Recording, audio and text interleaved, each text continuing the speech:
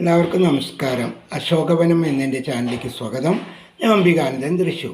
ഇന്നത്തെ എൻ്റെ വീഡിയോയിൽ ഞാൻ പറയുന്നത് എന്താണെന്ന് വെച്ചിട്ടുണ്ടെങ്കിൽ, ഭക്തി കച്ചവടമാക്കി അനവധി പേർ ഇറങ്ങിയിട്ടുണ്ട്. ഭക്തന്മാർ, വിശ്വാസികൾ ഒരിക്കലും ആ ചതിക്കുഴിയിൽ ചെന്ന് ചാടരുത്. പണം മാത്രം ലക്ഷ്യമാക്കിക്കൊണ്ട് ദേവദേവന്മാരെ ആരാധിക്കുന്നവരുണ്ട്.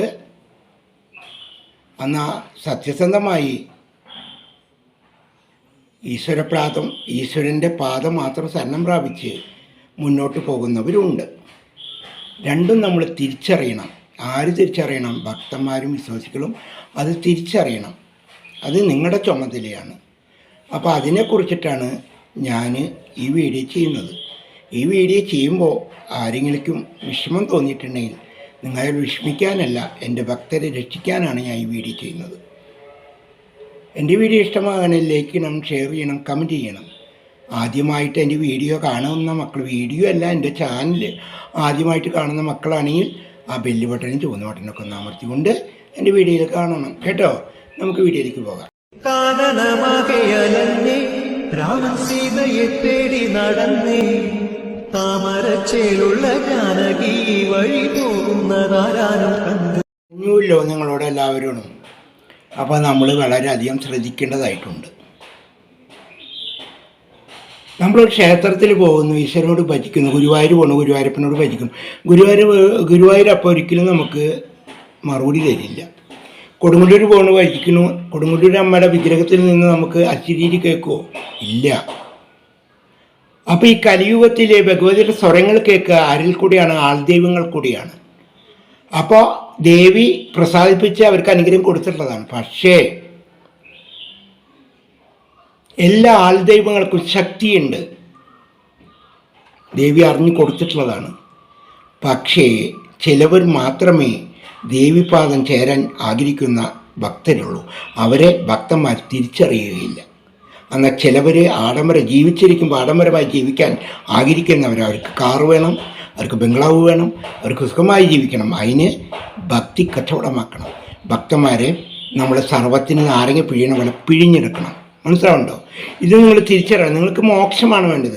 നിങ്ങൾക്ക് നിങ്ങളുടേതായ കാര്യങ്ങൾ നിറവേറുകയാണ് വേണ്ടത്. അതിന് നിങ്ങൾ ഉത്തമ ഭക്തിനെയാണ്, ഉത്തമ സിദ്ധനെ കണ്ടെത്തണം, ഉത്തമ ആൾദൈവത്തെ കണ്ടെത്തണം. അത് നിങ്ങളുടെ ചുമതലയാണ്. നിങ്ങൾ ഓടി ചെന്ന ഒരു സ്ഥലത്ത് ചെല്ലുമ്പോഴേക്കും അവർ പറഞ്ഞത് ചെയ്യാൻ നിൽക്കരുത്. എന്തെങ്കിലുമൊക്കെ പറഞ്ഞ് പിന്മാറണം. അവരെക്കുറിച്ച് നിങ്ങൾ വിശദമായിട്ട് അറിയണം, അന്വേഷിക്കണം. ഉത്തമമായിട്ടുള്ളൊരു വ്യക്തിയാണെങ്കിൽ മാത്രമേ നമ്മൾ അവിടെ നിൽക്കാൻ പാടുള്ളൂ. അല്ലെങ്കിൽ അവിടെ വിട്ട് നമ്മൾ പോകണം. എല്ലായിട്ടും നിന്ന് കൊടുത്തിട്ട് പിന്നെ അവസാനം ആൾദൈവത്തെ കുറ്റം പറഞ്ഞിട്ട് കാര്യമില്ല. ഈശ്വരൻ്റെ പാദം മാത്രം ശരണം പ്രാപിക്കുന്ന ആൾദൈവത്തിന് ഒന്നും ഉണ്ടാവില്ല. അവന് ഏതു കാലം ചെന്നാലും എത്ര വർഷം ചെന്നാലും അവൻ അകമ്പതിഞ്ഞേ കിടക്കുകയുള്ളൂ. ഇന്ന് കൂടുതലും ഭക്തന്മാർ കബളിക്കപ്പെടുന്നത് എന്തുകൊണ്ടാണെന്ന് വെച്ചാൽ, ആഡംബരം തേടി പോകുന്നവരാണ് ഭക്തന്മാർ. നമ്മുടെ അടുത്ത് കിടന്ന തട്ടകത്ത ഭഗവതി ഒരു ചെറിയൊരു ക്ഷേത്രത്തിലിരിക്കണ വെച്ചാൽ അവിടെ പോയി വണങ്ങാൻ നമ്മളായിരിക്കുന്നില്ല. എന്നാൽ നമ്മൾ മഹാക്ഷേത്രങ്ങളിൽ പോയി വണങ്ങാൻ നമ്മൾ ആഗ്രഹിക്കുന്നു. ഇല്ലേ? ചിന്തിച്ചു നോക്കൂ. അകലെ കിടക്കുന്ന മിത്രത്തെക്കാൾ ഭേദമാണ് അടുത്ത് കിടക്കുന്ന ശത്രു. ചിന്തിക്ക്, ബോധം വേണം. ബോധമില്ലാത്ത കാലത്തോളം നിങ്ങളെ കബളിപ്പിച്ചുകൊണ്ടിരിക്കും മറ്റുള്ളവർ. അപ്പം നമ്മുടെ തട്ടകത്തെ ഭഗവതി കഴിഞ്ഞിട്ട് നമുക്ക് മറ്റൊരു ലോകമുള്ളൂ. നമ്മുടെ കുടുംബത്തിലെ ദേവത കഴിഞ്ഞിട്ട് നമുക്ക് മറ്റൊരു ദേവതയുള്ളൂ. അത് ചിന്തിക്കണം. ഇതൊന്നുമില്ലാണ്ട് ആഡംബരത്തിൻ്റെ പിന്നാലെ പോകുന്ന ഒരു ചതികുഴിയിൽ ചെന്ന് വിടുകയുള്ളൂ. രണ്ടാം നിലയിലിരിക്കുന്ന ആൾ ദൈവം, വലിയ വലിയ ചങ്ങല കഴുത്തിലിട്ട ആൾ ദൈവം, കാറിൽ സഞ്ചരിക്കുന്ന ആൾ ദൈവം. ഇതൊക്കെ നമ്മൾ ചിന്തിക്കണം. അതിൻ്റെ പുറകിൽ പോകുമ്പോൾ നിങ്ങൾ ഇതുള്ള ചതികുഴിയിൽ വീഴും. ഒരു സ്ഥലത്ത് ഓടി ചെല്ലണു, അവിടെ അത് പറയണു, അവിടെ നിന്ന് അത് മേടിക്കണു, ഇത് മേടിക്കണു, അവിടെ നിൽക്കണം, ഇവിടുന്ന് മേടിക്കണം. എന്നിട്ട് അവസാനം ഒന്നിനും ഗതിയില്ല, പരിഗതിയുമില്ല. പോയി ജ്യോതിഷനെ കാണുന്നു. ജ്യോതിഷം പറയുകയാണ് ഇതൊക്കെ കൊണ്ട് നിങ്ങൾ അവിടെ കൊണ്ടിടും. ഇപ്പോൾ കൊടുങ്ങല്ലൂരും തൃപ്രയാറും ആലിൻ്റെ കടക്കയും അവിടെ ഇവിടെയൊക്കെ കുറേ വിഷ്ണുമാരുടെ ഫോട്ടങ്ങളും രൂപങ്ങളും തകിടുകളും ഒക്കെ കൊണ്ട് നിങ്ങൾ നിരത്തി വെച്ചൊക്കെ ഇതിനൊക്കെ എന്തിനാണ് നിങ്ങൾ പോകുന്നത്? നിങ്ങൾ ഇതിന് മുന്നേ ചെയ്തേക്കാത്ത ദുരിതത്തിലല്ല നിങ്ങൾ ചെന്ന് ചാടുന്നത്. നിങ്ങൾ മനസ്സിലാക്കൂ, ബുദ്ധി ഉണ്ടാവണം നിങ്ങൾക്ക്. മനസ്സിലായോ? നമ്മൾ മനുഷ്യരാണ്, നമ്മൾ ജീവിക്കുന്നത് ഭൂമിയിലാണ്. അപ്പോൾ നമുക്ക് ഈശ്വരൻ്റെ അനുഗ്രഹവും അരുൾവാക്കും വേണം.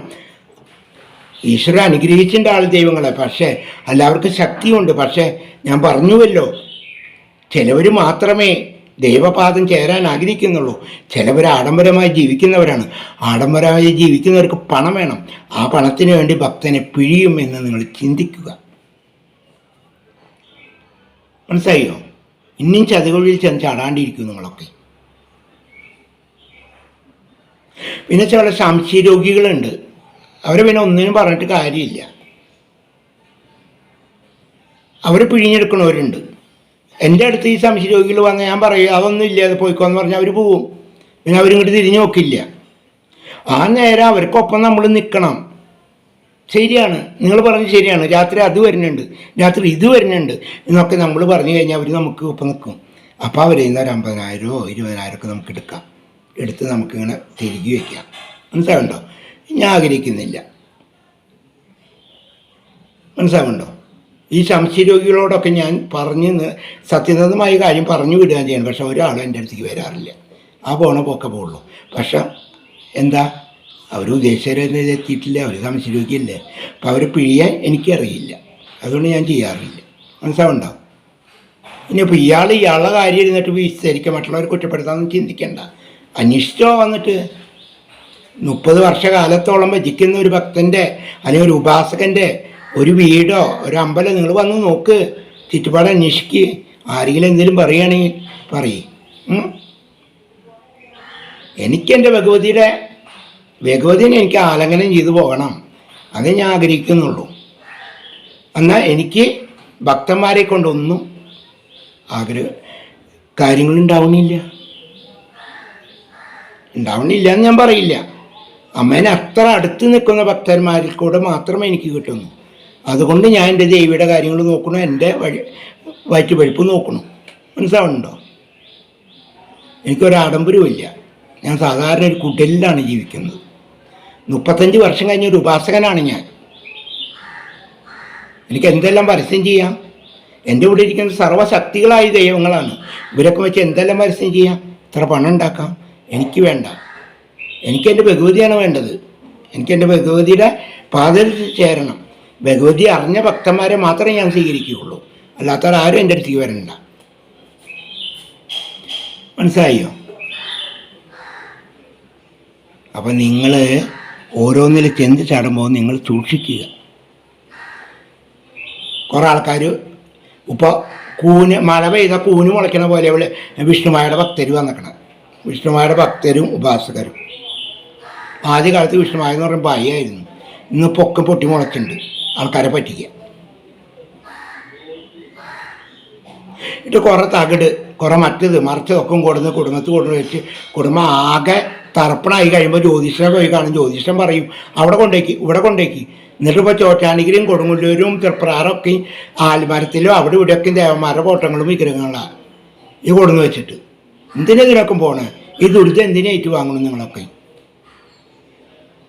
കുരങ്ങന്മാരുടെ സ്വഭാവം ആർക്കും നല്ലതല്ല. കുരങ്ങ ഈ കൊമ്പെന്ന് അത് ചാടും, ആ കൊമ്പെന്ന് ഇത് ചാടും, ഈ കൊമ്പെന്ന് അത് എന്താ കാര്യം? അതുകൊണ്ട് നിങ്ങൾ ഉത്തമമായ ഒരു ഉപാസകനെ കണ്ടെത്തുക, നിങ്ങളുടെ കാര്യം നിറവേറുക. നമ്മൾ ഓടി പോകുമ്പോഴേക്കും ഒന്നും ചെയ്യാണ്ട് ഒരു മഠത്തിൽ ചെല്ലുമ്പോൾ ആ വ്യക്തിയെക്കുറിച്ച് നമ്മൾ കൂടുതൽ അറിയാൻ ശ്രമിക്കുക. ആ വ്യക്തിയുടെ സംസാരം, പ്രവൃത്തി, കുടുംബം, ചുറ്റുപാട്. ഇപ്പോൾ ഒരു പെണ്ണ് നോക്കാൻ പോകുമ്പോൾ നമ്മൾ ചിന്തിക്കില്ല, അതുപോലെ തന്നെ ഇതും കഴിച്ചു പോയി ഒക്കെ അപ്പം തന്നെ. അപ്പം അതൊക്കെ നിങ്ങൾ ശ്രദ്ധിക്കുക ഇനിയെങ്കിലും. മനസ്സിലായിണ്ടോ? ചതിക്കുഴിയിൽ ദേവിദേവ ഭക്തന്മാരാരും ചതിക്കുഴിയിൽ ചെന്ന് വീഴരുത്, നശിക്കരുത്. നിങ്ങളുടെ മക്കളും നിങ്ങളുടെ കുടുംബവും പുലർത്തേണ്ട പണം മറ്റുള്ളവർ തിന്നരുത്. അത് വിചാരിച്ചിട്ടാണ് ഞാൻ ഈ വീഡിയോ ചെയ്യുന്നത്. മനസ്സിലാവുന്നുണ്ടോ? ഇതിൽ ആർക്കും എന്ത് തോന്നിയാലും എനിക്കൊരു കുന്തുമില്ല. ഉള്ളത് തുറന്നു പറഞ്ഞു എന്ന് മാത്രം. 35 വർഷമായിട്ട് ഭക്തിയിൽ ജീവിക്കുന്ന എനിക്ക് ഒരുവിധം കാര്യങ്ങളൊക്കെ അറിയാം. അതുകൊണ്ടാണ് ഞാൻ പറയുന്നത്.